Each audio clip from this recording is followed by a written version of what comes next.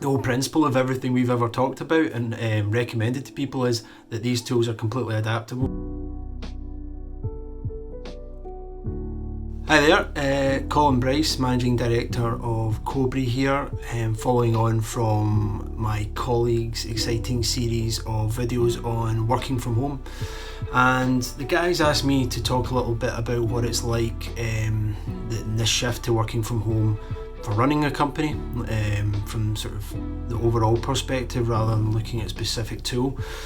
Obviously it's been a huge change, the coronavirus effect on businesses, and for us it's actually been pretty seamless, I suppose, with what we do in terms of encouraging people to work in new ways and work in modern ways.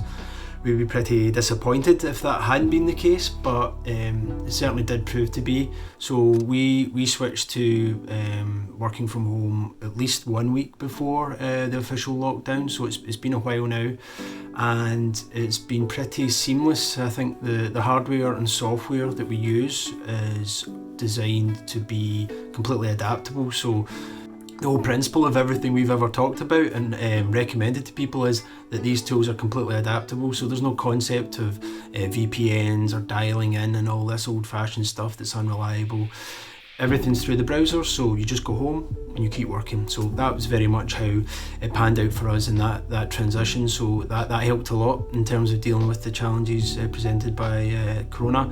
And that was, of course, the case for our clients as well. We've really pushed these new ways of working and very much embracing the concept of accessing everything through the web. So cloud first means you're completely flexible and able to transition to working from home. So we didn't have any calls really from customers to manage the transition from working from home. We did have calls from them about things, but not to manage the technological transition. I'd also say, like, in terms of the transition, that it's hard to tell quite yet, but it feels to us like our productivity might even have increased, and it's something we're going to be keeping an eye on. There's certainly an opportunity there to do deep work at times, like periods of uninterrupted work where you can really get into a task without perhaps being interrupted by a colleague or something happening in the office. So of course we really do miss the interaction at times that you would have in the office, but that's been an interesting observation that a few of us have had, that we feel like we're getting through more things.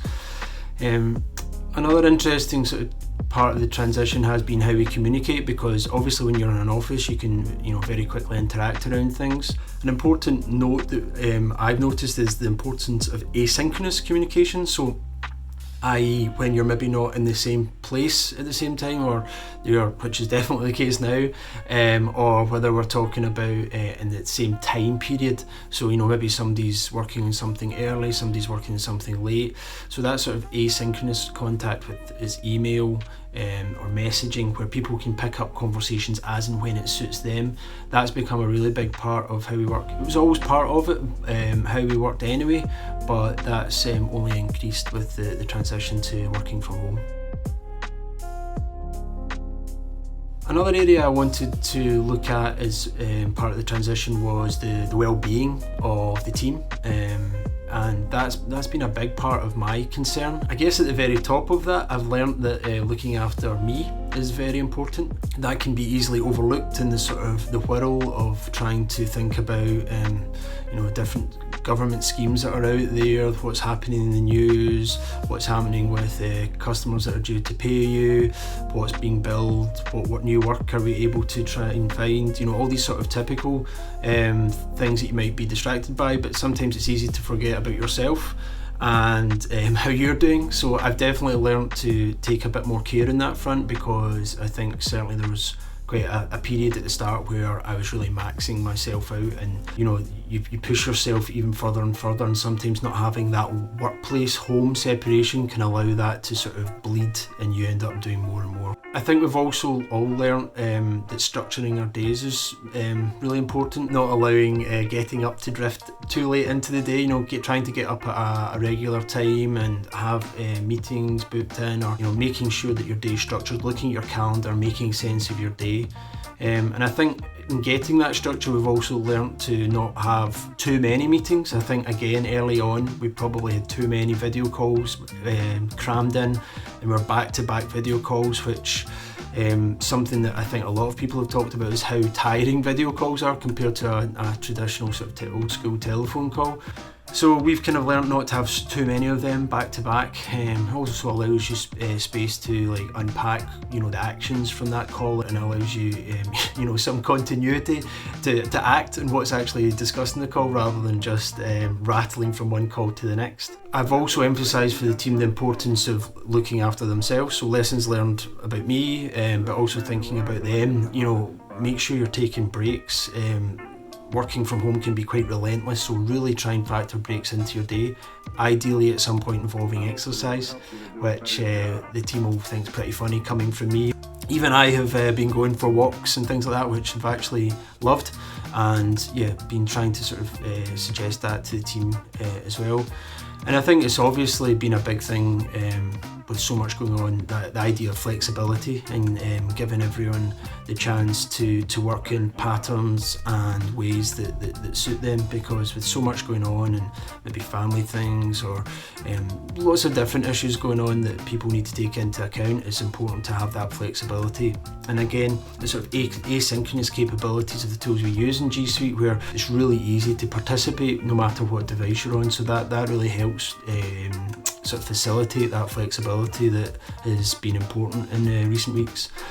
I've also really emphasised to the team that holidays are still a thing, and that might sound slightly crazy, and I think the guys we've got such an amazing team, they're so full of energy and enthusiasm and bright ideas, but they could be, that can also be relentless, and I have to be the one to say to them holidays still exist, even though we're working from home and it's all a bit strange. Sometimes we're just moving from one room to another room is an exciting transition now compared to the past. It's still a thing that we need to take holidays, so that's actually something I'm really going to be repeating to them soon, because people haven't been taking holidays at the same rate, and to me that is someone that's keeping an eye on them is a concern, because that is potentially storing up problems further down the line if people aren't well rested. Another massive thing for us has been social connection. We're a very tight-knit unit at Cobry. I think it's fair to say we all love working together, and we all get a real kick out of going into work and solving problems together. So now we've all been separated out and we're all split off into different corners of Scotland, and even one of us is further afield. That social connection's really, really important, having that frequent contact with each other. And obviously the tools we use in G Suite really make that very easy. So for instance, we have a call every day at 10:30 in the morning via Google Meet, and we all just drop in, and that's a call that's just, there's no agenda, we don't need to talk about work for 1 minute, it's just check in with everyone, see how you're doing, and inevitably with the group that we have, it ends up in hilarity and all sorts of nonsense going on. A real morale boost, but sometimes those also transition into being good news, good things that are happening, because that's a real boost. And we've got channels in our Google chat where we have a random channel where people can post any old nonsense, trying to maintain a kind of positive vibe, because it's easy to just focus on what's next operationally, rather than celebrating when we have wins. So that's a great booster as well. Video calls are also great for one-to-ones, in these sort of testing times, being able to just check in with people. We always had one-to-ones, and they're regularly scheduled, but now I think they're more frequent, and there's an even more sort of as it were pastoral element to it, I think. And I think there's probably that in every interaction though, that we're kind of looking out for each other, but in the one-to-ones even more so, where it's really important for me to have good conversations with the team and really understand where they're at, how they're getting on with work, but very much how they're getting on just in life in general, and how they're coping with all this, and that's been critical for me. Another big thing as well that's really, for somebody that's not Again, I feel the team laughing at this part. Somebody that's not the greatest user of social media. Social media has been a really interesting part since this has all happened. So, some of the guys were really active, and as a company we were active on social channels like LinkedIn and Twitter, but that has exploded since the transition to working from home, and it's become a really valuable part of the mix because it allows us to talk to customers, suppliers, partner organisations, the whole web that's around Cobry, the web of connections that we value so much. Necessity being the mother of invention, as they say. It's we're isolated, but it's actually forced us to reach a new phase of reaching out using social media. So that's been a really interesting development. In terms of talking to the team, but I think it's been really important for me to state very openly and frankly with the team about where we are, what are the short-term tactics to deal with the challenge of coronavirus, and it's designed to reassure and allow them to be free to go and do their best work. But it's also led to longer term discussions about, okay, this is where we are today and these are the problems we're solving in the short term, but also we're constantly thinking about, well, where does coronavirus lead us next as a company? What are the implications for our clients? What are the implications for the wider economy? What's the implications for us strategically in what we do? And it's something we all have in mind because we're having that open conversation. They're all smart people. It's not just down to me to think strategically. Everyone in the company is encouraged to be really involved and aware of the mission, or for want of a better word, what we're trying to achieve. What are we trying to achieve as a company?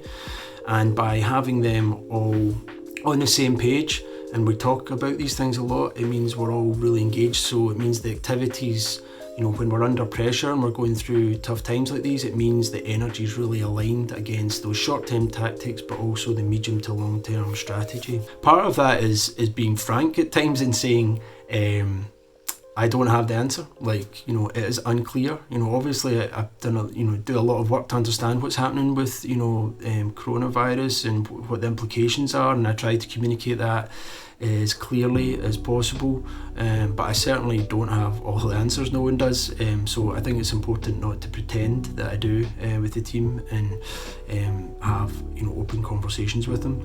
And I think that kind of is very linked to sort of the last thing I want to talk about, which is the culture at Cobry. I mean, the tools that we use, I think, do inform that culture. Whether it's the video calls, chat messages, the wonder of Google Docs, which, being able to edit the same document at the same time, working collaboratively in there. All these tools are all about collaboration, so that really does feed our open collaborative culture, and that's been really helpful as we've moved into this new era. There's also been the culture, as I said, the team are so hard-working, so enthusiastic, and I think we've talked about the vision. They understand that, and I think that helps them push hard because they understand what we're trying to achieve. And one of the big things I've seen with the culture is the team supporting each other really robustly, which is quite inspiring to see at times, but also seeing how we support our clients, because we had clients in the early days of this crisis coming to us and saying, we are now in a very challenging position. I don't think we can continue perhaps with this element of support or whatever it was. And I think we had the approach absolutely from day one to do whatever we could to support those clients that we value so much, some of whom we've got relationships going back many, many years. And for clients that were in real genuine distress, we flexed very extensively to try and support them, whether it was reduced costs or in some cases were people that were really pushed, just helping things out for no cost if it got them over a line or over a bump. Going that extra mile for people that we've got great long-term relationships with has been great to see. Coming from trusting in that team and the vision of what we're doing, and the team, so much comes from our team, the energy, the ideas, the clever solutions that they come up with that you just couldn't have expected. So trusting in the team has always been a big part of Cobry, but this has just accelerated that even more, because of course as the sort of manager or leader or managing director, whatever you want to call it. I can't see them, I can't, look over their shoulder in the office, but, we never really had that, we never had that culture anyway at Cobry, and that's stood us in good stead for now. The fact that we're all separated out so far, I've got so much trust in the team, they work so hard, and they bring incredible results with that. I think that trust in the team, being positive about what we're doing, it's not always easy because there's testing things happening out there, but trying to be frank and be honest, but be positive where I can be, listening to what the team are saying, asking them open questions, and those tools that we use really are the bedrock of that culture, along with the technology plus the people that is Cobry. And this working from home era has just shown how strong both the tools that we evangelise about are, but also even more so how wonderful our team is and the way they work together, and how hard working and inspiring they are. So that's my thoughts on this new, interesting and oftentimes challenging era of working from home. Thanks very much.